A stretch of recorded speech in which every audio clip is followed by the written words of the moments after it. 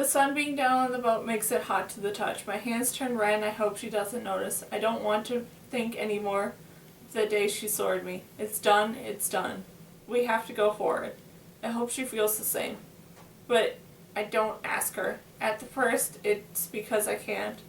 We all walk in single file on a narrow path and everyone else could hear. And then it's because I'm too tired to frame the words. Cassia, Indy, and Eli help Hunter and me with our packs, but our muscles still burn and ache. The sun wears on the clouds and gather in the horizon. I don't know which would be better for us, dry or rain. Rain makes it hard to walk, but it does cover our tracks. We walk another fine line for survival, but I've done what I can to make sure Cassia comes out on the right side of the line, and what the boat is for. Once in a while it's useful on dry land. When the path is too muddy and torn up to walk on, we put the boat down, walk over it, and pick it up again.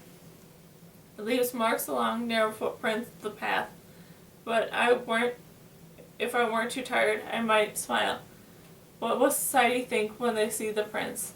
That some enormous came down to pick us up and walked us right out of the carving.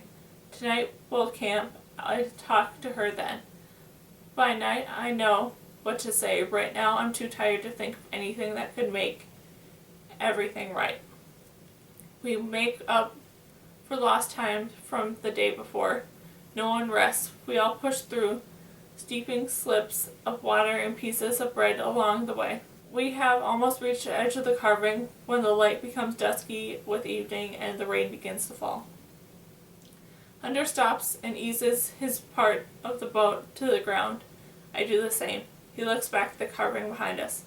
We should all go now, he says. It's almost dark. Eli says. Hunter shakes his head. We're running out of time, he says.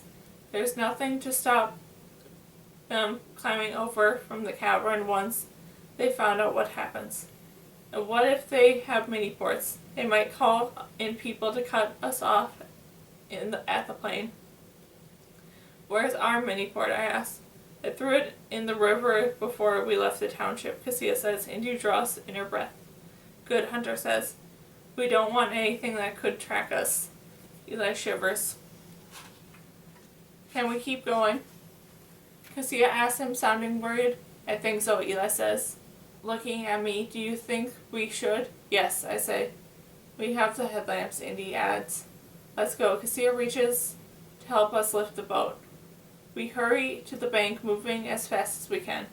I feel stones under my feet thrown from the river.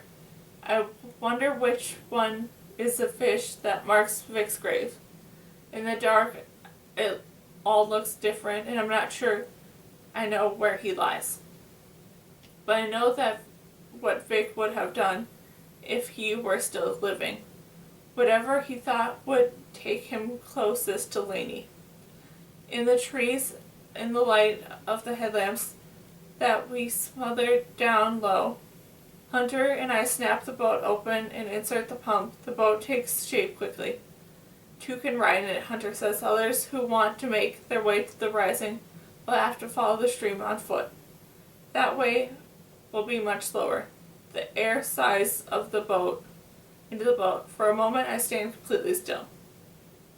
The rain comes down again, sleeting cold and clean. It's different from the storm before. This is a shower and not an onslaught. It will end soon. Somewhere higher, this water is snow, my mother used to say, opening her palms to catch the drops. I think of her paintings and how quickly they dried. Somewhere I say out loud and hope she hears. This water is nothing at all. It's lighter than air. Cassia turns to me. I imagine these drops of rain hitting the scale of the sandstone fish I carved for Vic. Every drop helps the poison stream, I think. Holding out my hands open wide, not catching the drops and trying to hold them. I'm letting them leave their mark and then letting them go.